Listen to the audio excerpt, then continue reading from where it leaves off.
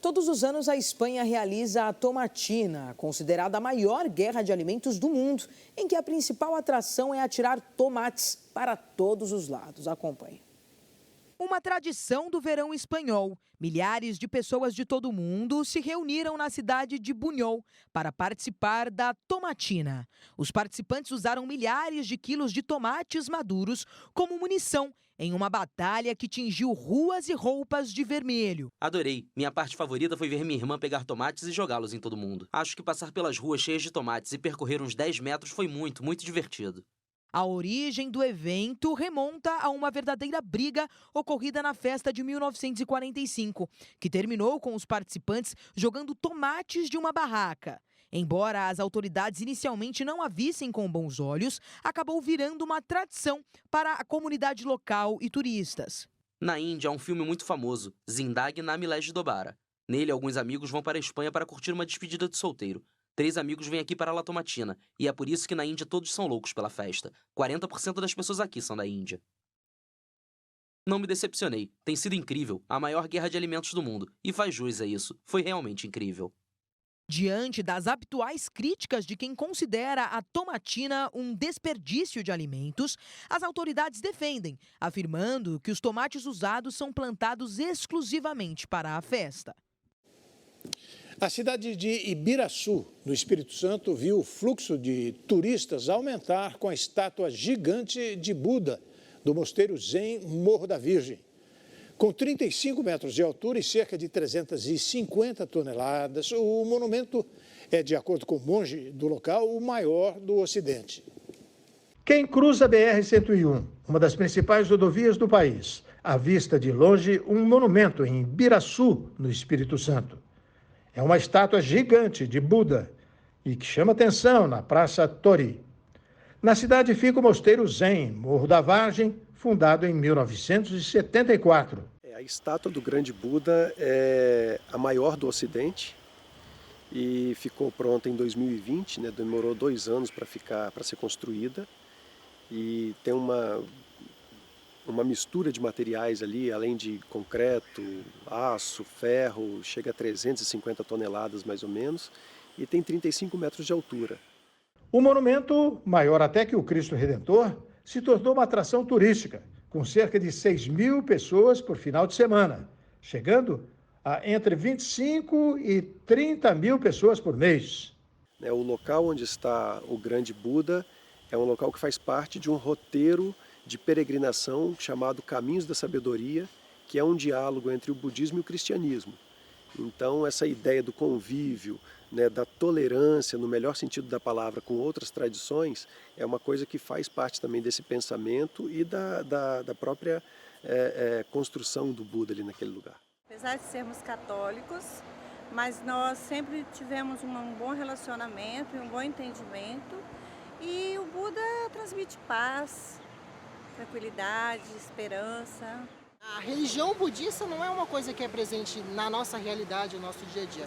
Então, assim, é uma forma excepcional, é uma coisa que visa o nosso estado laico, né, que todas as religiões possam ser expressadas, e acredito que esse monumento fala muito sobre a diversidade cultural do nosso país, tanto religiosa quanto também cultural. A visitação é permitida durante toda a semana, gratuitamente, sem restrição de horários.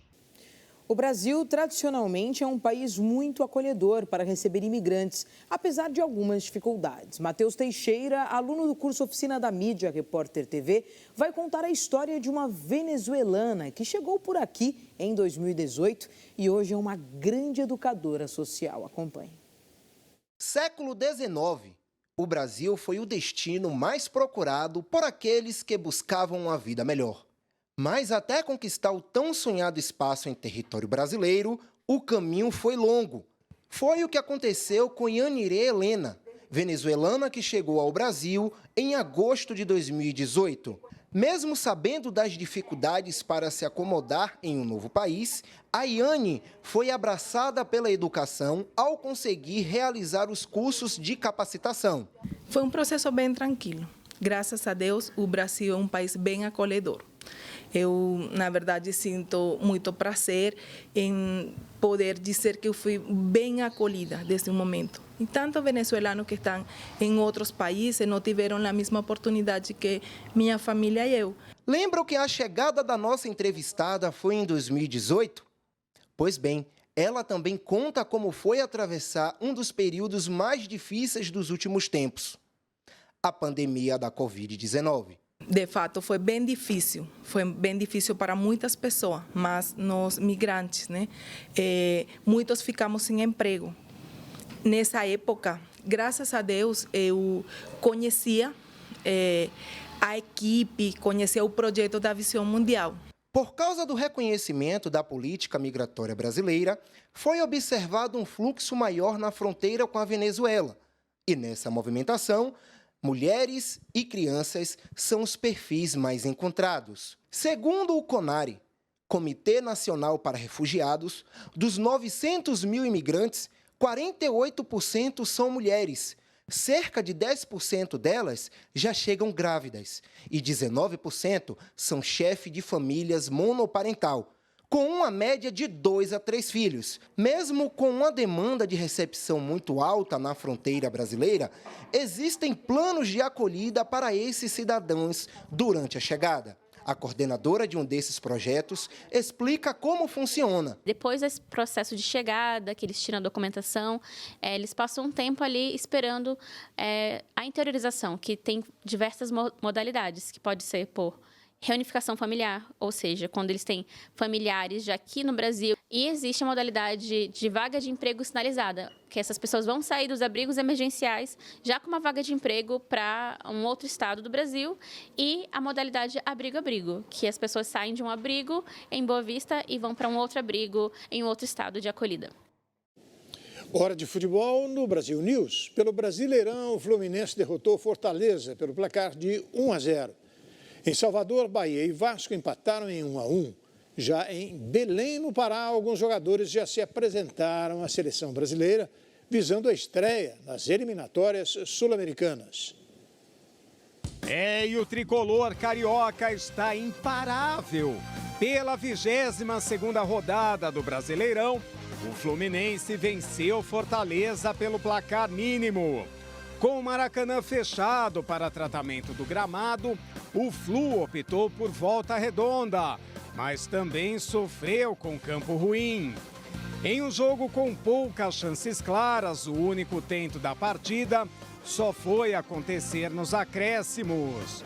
Martinelli lançou Lima na linha de fundo. Ele apitou a saída da bola e tentou tocar para o meio.